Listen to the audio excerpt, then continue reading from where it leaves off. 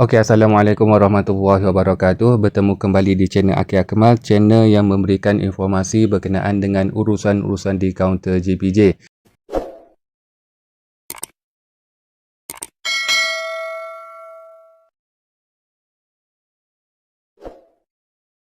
Okey, untuk condemn dia ada syarat-syaratnya. Yang pertama sekali, owner mestilah hadir sendiri dengan membawa IC original.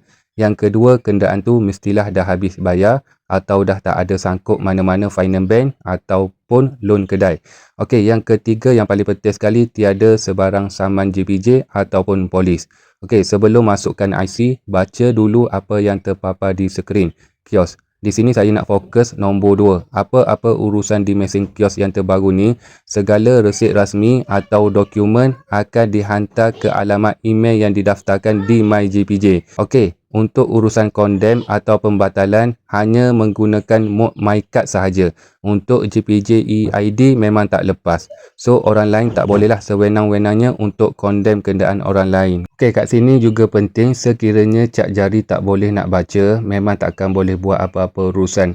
So kenalah berurusan di kaunter. Okey, bila dah berjaya masuk, pilih menu pembatalan kenderaan, kemudian masukkan nombor kenderaan dan sebab permohonan. Jangan salah masuk nombor kenderaan ya. Okey, kat sini kena hati-hatilah.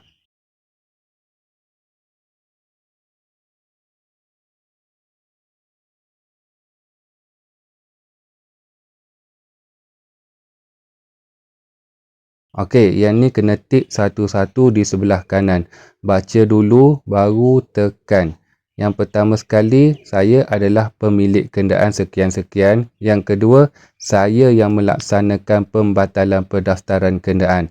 Dan yang ketiga, maksudnya kalau rotek masih hidup lagi, bila buat pembatalan atau condemn, automatik rotek akan terbatal.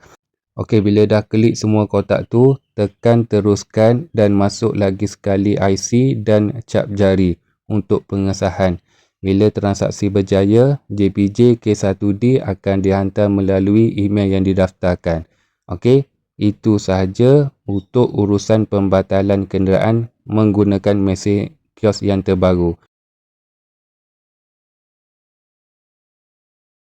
Okey, sekiranya ada soalan, boleh tanya di ruangan komen. Assalamualaikum warahmatullahi wabarakatuh.